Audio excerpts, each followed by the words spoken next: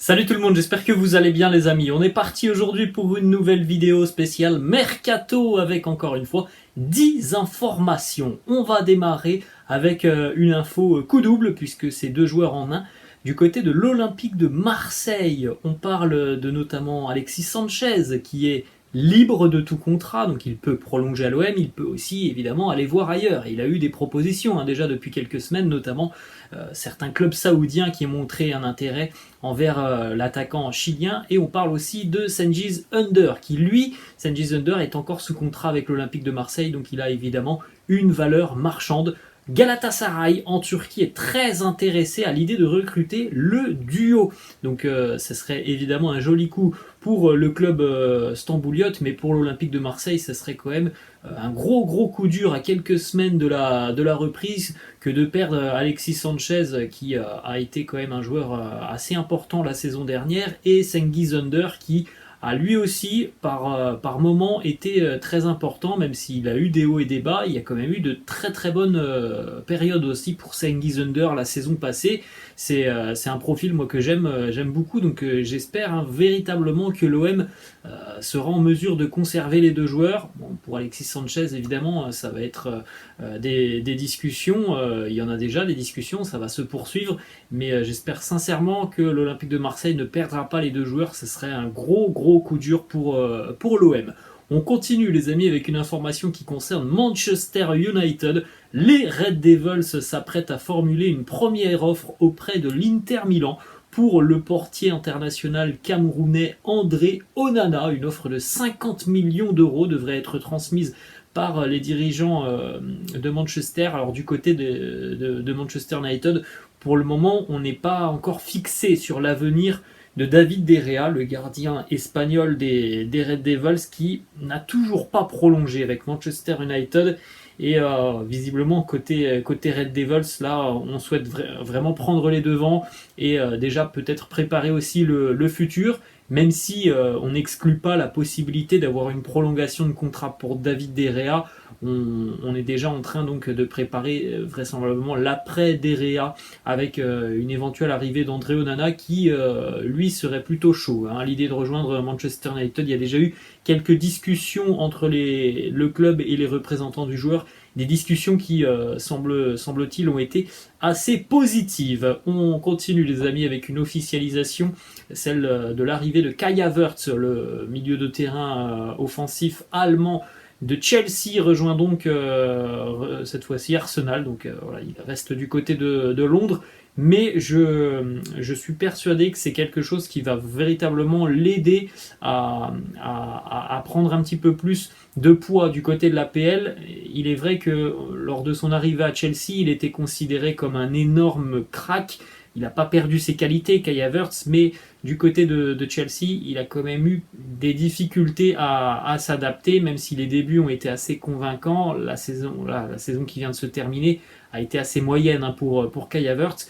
Dans une équipe d'Arsenal qui est une équipe qui joue très bien, c'est l'une des meilleures équipes de PL, avec un système de jeu véritablement tourné vers l'offensive. Je suis persuadé que c'est vraiment un très joli coup pour Arsenal, mais aussi pour le joueur. Je pense que ça va beaucoup lui servir dans sa jeune progression de carrière que d'être du côté des Gunners, où on sait donner du temps de jeu aux jeunes joueurs, où on sait les valoriser, les mettre dans de bonnes dispositions. Le deal, c'est quand même 75 millions d'euros entre Arsenal et Chelsea. On continue les amis et on va du côté de Liverpool. Pour le moment, les Reds sont tout de même assez calmes sur ce mercato. On rappelle que la saison a été compliquée pour Liverpool.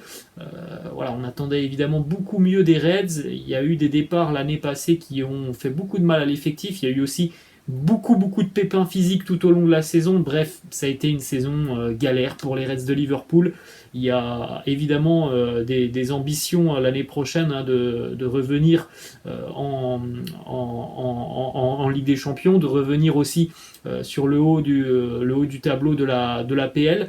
Donc du côté de Liverpool, on serait en train de négocier avec le RB Leipzig par rapport à Dominik Szoboszlai, le milieu de terrain hongrois. Lui aussi, c'est vraiment un super joueur, Dominik Szoboszlai. Il a une vision du jeu, une qualité du toucher de balle qui est exceptionnel. C'est un très très bon fourvoyeur de ballon. Il sait aussi être décisif en étant buteur, très fin techniquement. Ça pourrait véritablement être un très très joli coup pour les Reds de Liverpool. Pour le moment, on n'en est qu'aux prémices de ces négociations. Newcastle aussi semble être intéressé, mais voilà, ça semble visiblement compliqué pour les Magpies. On continue les amis et on va du côté du Paris Saint-Germain avec deux informations qui concernent le PSG. Premièrement, une information confirmée par Fabrizio Romano, une arrivée donc quasi officielle. On attend donc l'officialisation du club. Lucas Hernandez, le latéral du Bayern Munich, international français, va s'engager avec le Paris Saint-Germain.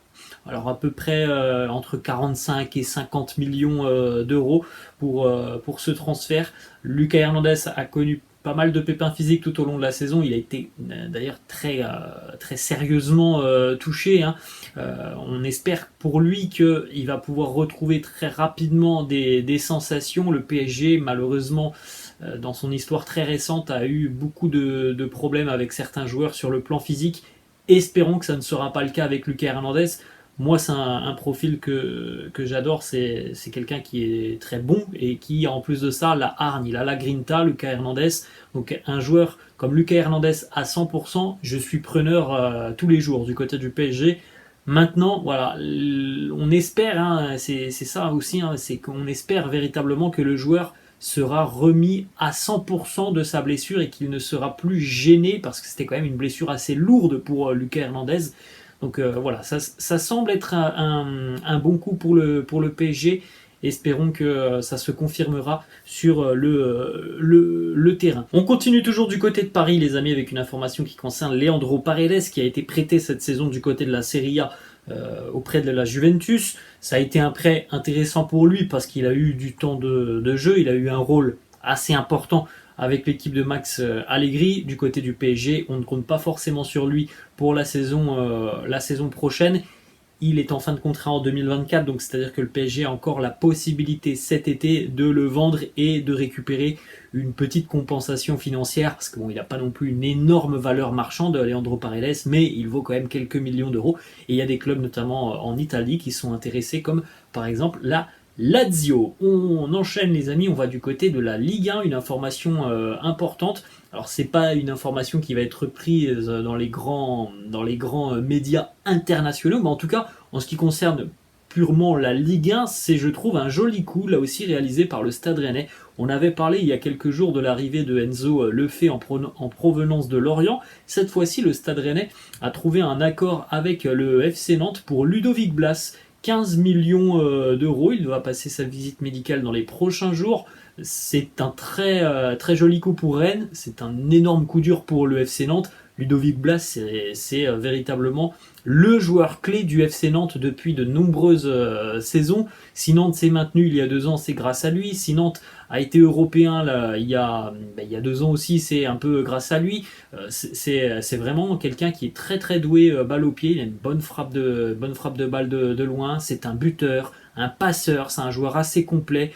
C'est une belle progression pour lui que de rejoindre le Stade Rennais. Donc ça fait plaisir parce que voilà, ça fait quand même quelques années qu'il est sur le haut du panier tout simplement du côté de Nantes et il mérite d'aller voir un petit peu plus haut chez une équipe un petit peu plus ambitieuse et le Stade Rennais est beaucoup plus ambitieux que le FC Nantes, donc ça sent encore une fois le joli coup pour les Bretons. On continue les amis avec une information du côté du Bayern Munich, on en avait déjà parlé sur la chaîne, c'est quasiment officiel, on a un accord total entre Kim Min-jae, le défenseur sud-coréen du Napoli, et le Bayern Munich, un contrat de 5 ans est prêt. Le joueur a accepté les conditions du Bayern, un long contrat jusqu'en 2028. Maintenant, la prochaine étape, c'est que le Bayern lève la clause libératoire du défenseur sud-coréen. On continue du côté de Manchester United et là aussi, c'est un Here We Go de Fabrizio Romano, l'une des premières grosses recrues des Red Devils sur ce mercato estival.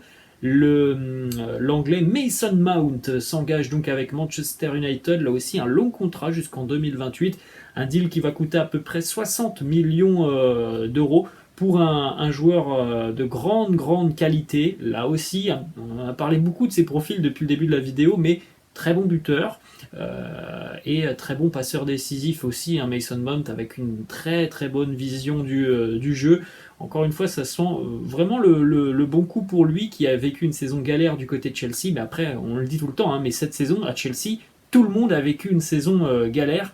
Il y a 1 an et demi, sur la saison 2021-2022, il avait atteint le double-double, hein, avec Chelsea, donc il avait marqué plus de 10 buts et délivré plus de 10 passes décisives, donc c'est vraiment un super profil, Mason Mount, et on voit là depuis le début du mercato, Chelsea qui se débarrasse entre guillemets de certains joueurs indésirables, donc c'est assez intéressant de voir tout ce qui se passe du côté de Chelsea. On a injecté beaucoup d'argent depuis quelques années, et là on est en train de se séparer de certains joueurs qui sont arrivés pourtant il n'y a pas très longtemps, comme si voilà, on avait un petit peu investi d'une manière qui n'a pas été rationnelle du côté des Blues de Chelsea, et on fait un petit peu marche arrière avec des départs de joueurs qui pourtant devaient être inscrits sur la durée, comme Mount, comme Kai Havertz, et puis il y en a encore d'autres, hein, qui vont vraisemblablement quitter les Blues. On a vu un départ de Kanté, bon ça c'est un dossier à part, c'est pas le seul départ, hein, en plus, donc voilà, il se passe beaucoup de choses du côté de Chelsea,